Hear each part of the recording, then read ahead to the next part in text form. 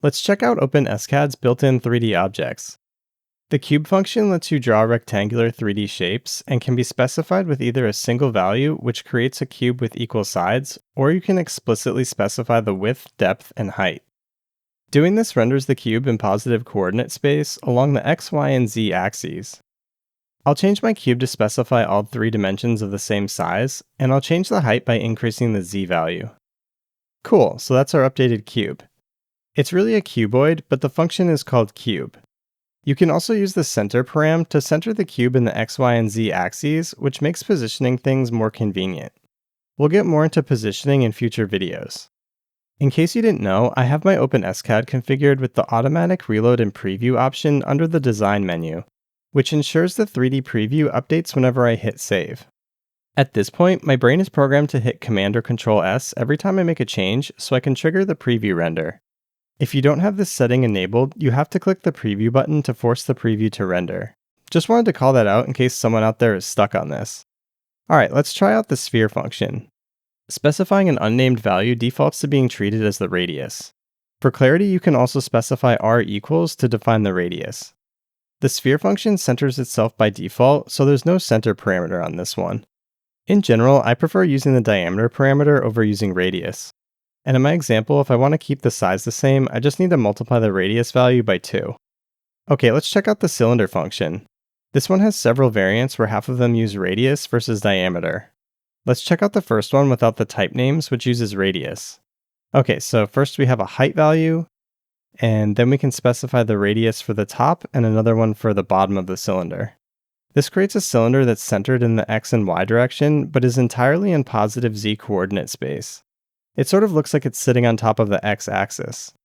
Let's create a cylinder now using the API that takes in a diameter. Oh, and I'll double the diameter value since we were using radius before. Okay, now we have a cylinder of the same size. Let's use the center param to center it along the z-axis since x and y are already centered. Alright, now we have a basic centered cylinder. Let's spice things up a bit by using the API that lets you specify separate values for the top and bottom of the cylinder. Instead of being the same, I'm going to set these to different values. Any idea what this is going to look like? Well, if you guessed a cone, you were right. And if we want to flip the cone, we can just swap the D1 and D2 values. Nice. Let's set this back to being a regular cylinder. At this point, I'm sure you've noticed the cylinder is pretty blocky looking on the sides. We can smooth this out by adjusting the number of fragments that are used to draw an arc. All you have to do is add an extra special param called $FN and set it to a higher value than what OpenSCAD is defaulting to.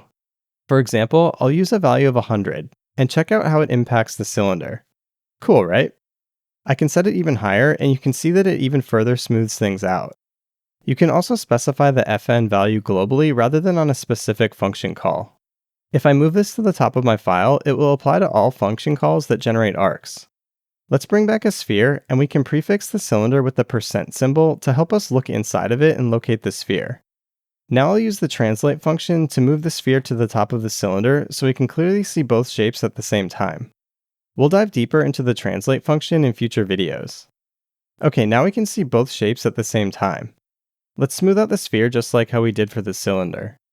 As I mentioned before, we can also apply the FN value globally instead of setting it on every shape. Okay, let's move back to just rendering a cylinder. You can do some pretty interesting things by setting low FN values on the cylinder as well. Let's see what happens when I set the FN value to 3. When I render that, we get a cylinder that has only 3 fragments, so we essentially create a triangular shape. Pretty cool, right? Check out what happens if I set the FN value to 4. Now it looks like a cuboid. We can keep going with a value of 5 to create a pentagon. Okay, how about 6? If you guessed a hexagon, then you got it right. Let's get even crazier and adjust the D2 value to something small like 1. And I'll change the FN value to 3. This gives us a triangular pyramid. Is that called a tetrahedron? I think that's what it is.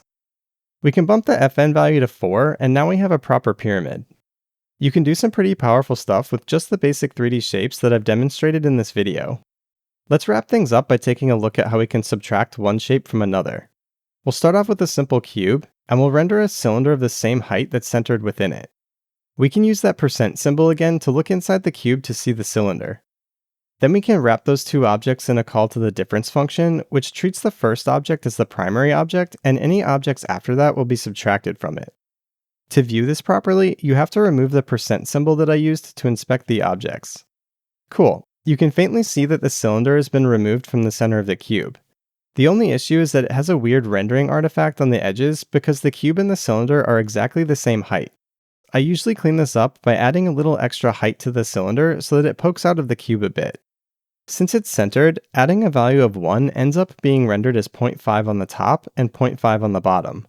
If I prefix the cylinder with the hash symbol, you can see that it gets highlighted in red, and looking at the edge reveals how it sticks out of the cube by 0.5 on both ends. Let's also use that FN parameter to smooth out the inside of the cylinder cutout. Nice, looking pretty good. We can make this a little more interesting by switching to the cylinder API that lets you pass 2 diameters for the ends. For D1, I'll make it super small with a value of 1. And for D2, let's make it expand to the edges of the cube with a value of 20. Okay, check that out. Now we have a cube with a cone shape cut through it. That about wraps it up for simple 3D shapes. I'll include links to the other videos in this series in the description below. If you enjoyed this one, please give it a like and consider subscribing to see more tutorials and tips on OpenSCAD. Thanks for watching, and I'll catch you in the next one.